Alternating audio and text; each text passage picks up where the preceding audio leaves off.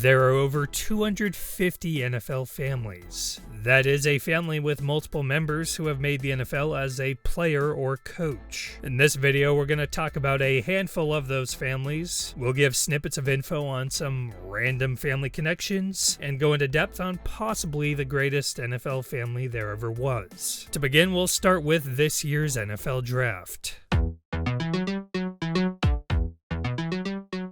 There are tons of family connections in this upcoming rookie class. Of course, you have Joey Porter Jr., the son of former All-Pro linebacker Joey Porter, who has now been drafted by his father's team. Colts receiver Josh Downs is the son of former running back Gary Downs and the nephew of former Rams corner Dre Bly. Caillou Blue Kelly has mirrored his father Brian's career path as a corner. Falcons running back Bijan Robinson is the great-nephew of Paul Robinson, the great AFL running back. Patriots corner Christian Gonzalez, his sister married Cardinals backup QB David Blau in 2019. And the quarterback the Cardinals drafted this year, Clayton Tune, well, his great-great-uncle was the first ever Cardinals draft pick in the NFL's inaugural draft in 1939. There's actually tons of other family connections in this year's draft class, but we have other stuff to get to. There's a story of one game that he played in where he had two bones sticking out of his arms, and he kept playing because he didn't want to let his brothers down. The first two brothers to ever share an NFL field were the Nesser brothers in the league's first season in 1920. In fact, at one point, the Nessers were the most famous football family. After all, almost everyone in their family was playing in the NFL at one point. During that time, the Columbus Panhandles rostered 6 Nesser brothers. Ted Nesser also had a son, Charlie, who joined the team, which, by the way, is the only time a father and son were active in the league at the same time. And there was a 7th brother, Ray, who played for the team in the pre-NFL years. The family really helped grow the popularity of pro football, with people coming to see them specifically. Legend has it that Knute Rockne once said, "Getting hit by a Nesser is like falling off a moving train." Some people consider the Manning family as the most successful football family, but the Matthews may have an even better resume.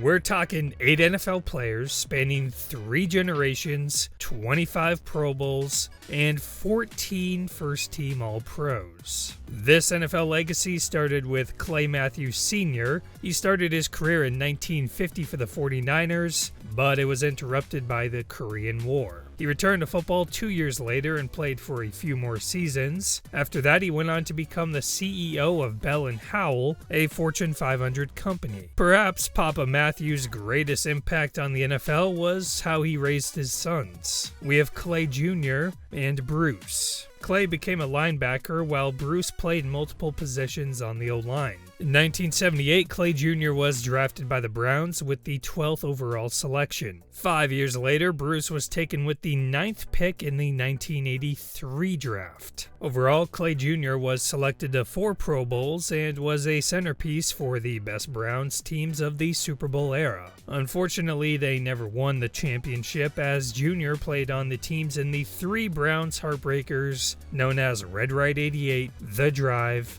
and The Fumble. Bruce had an even better career. He went on to become one of the best and arguably most versatile offensive linemen there ever was, having started at least 17 games at all 5 positions on the line. He even played long snapper and served as the team's emergency punter and emergency quarterback. In his 19-year career, he made 14 straight Pro Bowls, had 7 first-team All-Pro selections, and started over 200 games in a row. Bruce played his brother 23 times, and he said he hated giving up sacks, but if he had to give it up to someone, then it would be his brother. Bruce was inducted into the Hall of Fame in his first eligible year in 2007. Sadly, he suffered an even bigger heartbreak than Clay in his career when the Titans fell 1 yard short in the Super Bowl. Neither brother ever really tried to get their sons to play football. Clay Jr. said his kids didn't play until until they missed the signups for soccer.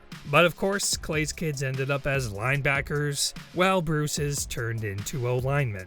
The oldest of the grandchildren is Clay Matthews III. His father was his team's high school defensive coordinator, and at one point wouldn't even start him because he was undersized. It wasn't until his senior year that he started to get some interest from college programs, but they were all FCS schools and local community colleges. Still, Clay III believed in his ability and took a gamble as a walk-on at USC, which was one of the best teams in the nation at that time. It wasn't until his final year when he really showed some flash on defense. He ended up going in the first round, just like his father and uncle. Clay III played in the league for 11 years, retiring in 2019. He became one of the best linebackers of his era and was also the first member of his family to win a Super Bowl. Next in the line of grandchildren is Kevin Matthews, Bruce's oldest son. He signed with his father's franchise as an undrafted free agent and bounced around the league for a handful of seasons. Back to the linebacker side of the family, Casey Matthews forced a fumble on Cam Newton in the national championship game while at Oregon. He was drafted in the 4th round by the Eagles and played in the NFL for 5 years. Jake Matthews was a 2-time All-SEC tackle, and as a result, he was taken 6th overall in the 2013 draft by the Falcons.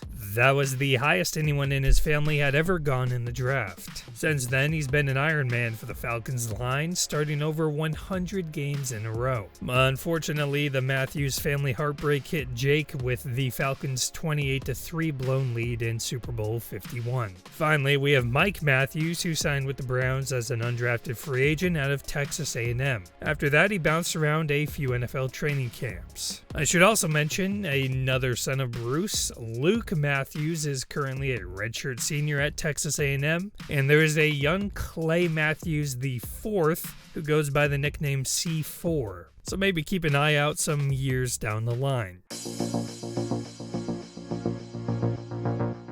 When did you know he was going to go into football as his profession? From the time he was about 2. Bill Belichick is obviously the most famous Belichick, and his 2 sons, Steve and Brian, have made their way up the ranks on the Patriots coaching staff. But the founder of the family's football obsession is Bill's father, Steve. Now, I'm just gonna warn you, this may be one of the most Belichickian stories you'll ever hear. In 1941, Steve graduated from Case Western Reserve.